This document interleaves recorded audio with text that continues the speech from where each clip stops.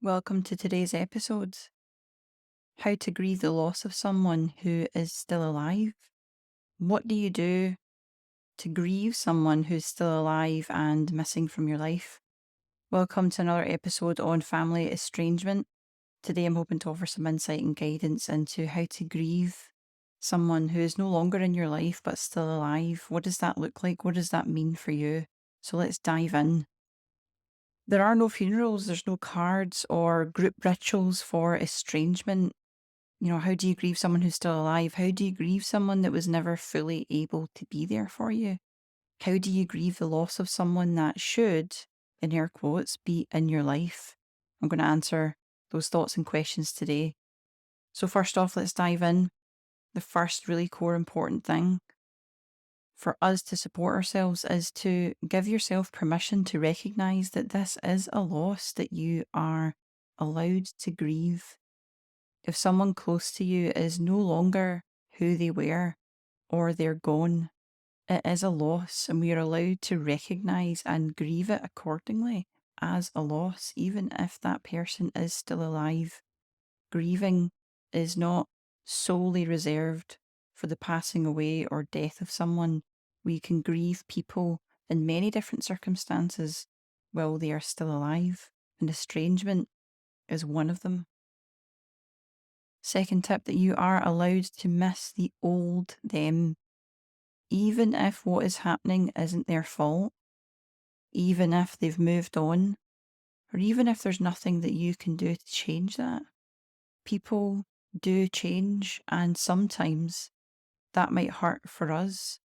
We may or may not be entitled to say or do anything about that, but we are allowed to miss the old version of someone. That is still a loss. It's part of recognition of the loss during estrangement. The third tip, we are allowed to surrender to the fact that you cannot save everyone. And I recognise that when I say this may not be what some people wish to hear, or maybe even makes them squirm a little thinking about that. We can model healthy boundaries. We can extend care and love. We can help within our limits. We can help them access different types of care. There's lots of things that we can do and offer, but ultimately, we cannot make anyone do anything. We are not in control of other people's actions and behaviours. And you may not be able to save or fix everyone around you for that reason. So place your focus on what you can offer, but accept the limitations that we might not be able to save everyone, even those who are estranged, that we desperately want the old relationship back, if that is what was healthy, or we long for a new relationship with that person. Fourth tip I would offer you is find other people who get it. There are so many people in this world, in your local community and online, who understand what it's like to watch someone deteriorate mentally or physically in front of them. Some people know what it feels like to have a family member out there in the world that they don't know anymore or feel like they never knew. Find these people who understand your experience and can empathize and perhaps offer their perspective of their experience, what they have went through. It may not be experiences that are similar to yours or offer direct practical advice, but we can get a lot just from a sense of community and belonging, that other people understand what we're going through. Another core important point that I would encourage everyone to take on board is to reflect on who you are and your role. Be honest about any contribution we may have made to the current state of the relationship. Some of you may need to tell yourselves that this is not my fault. This is hard. I am allowed to be sad. I am doing what I can. And that will be true for many of us. But for some of us, we may need to consider how our communication style or our actions added distance or made that relationship difficult. not as a way to criticise or punish ourselves, but rather to learn and to grow from these, so that in other relationships, we don't end up enacting our part of a pattern which may perpetuate in other relationships. And we're only going to be able to do that by being really honest about who we are and what our role was in contributing to this. 6th tip I would offer you is remember this is hard and nothing is permanent. Either you will get better at handling the situation or the situation itself will get better.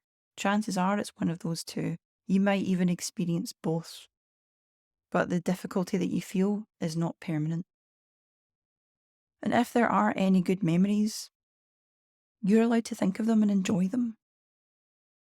It might not change the reality of what you're facing, but those memories are real and do offer a support for you, a sense of hope, a change of perspective, dipping into a time where things maybe weren't so difficult. Remembering those and using them as resources can be key to supporting our mental health throughout an estrangement.